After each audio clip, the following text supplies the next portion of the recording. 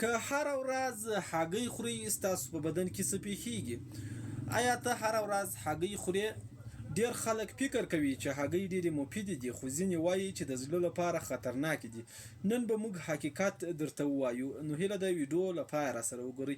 په دې ویډیو کې به د هګۍ څلور مهمې ګټې درته وښیم. هګۍ قوي پروټین لري. هګۍ د بدن لپاره ډېر مهم پروټین عضلاتو په قوي کېدو کې برخه اخلي.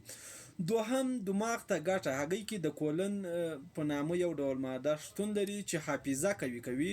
دریم، د سترګو ښه والی. د سترګو د ښه والي لپاره ځکه هګۍ ویټامین ای لري او د لیټین په نامه یو ډول ماده ده چې د سترګو په ساتنه کې رول لري. څلورم، انرژي زیاتوي. سهار هګۍ وخورئ نو هره ورځ انرژي لري. په دوم برخه کې به د هګۍ زیانونه هم درته وایم.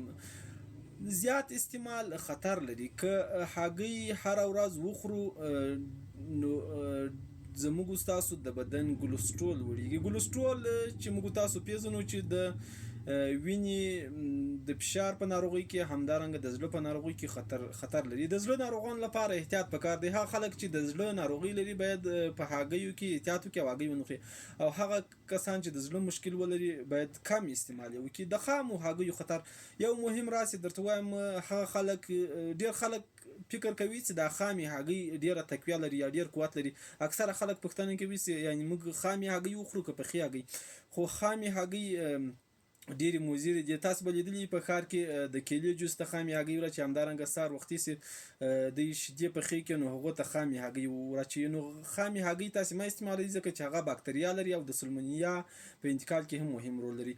یو یا دوه هګۍ هره ورځ عادي دي، د روغ انسان لپاره خطر نه لري، خو تعادل ډېر مهم دی. هر شی چې ډېر سي نو زیانونه هم لري. نو اوس پوه شوئ چې هګۍ مفیدې دي او که مضرې.